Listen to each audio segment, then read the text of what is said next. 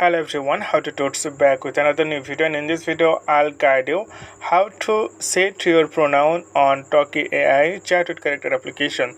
So you need to come in your profile. So tap on this profile, right bottom corner on your screen, and after that here you can see the option profile and edit. Simply tap on the edit option. Also tap on the edit option, then you can see pronoun. So if you are a girl, then you can tap on the C.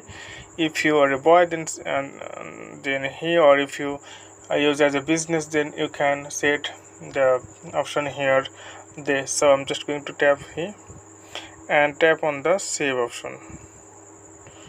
So now it's like you can see like other people, like if you strike, then set as the memory of the truck.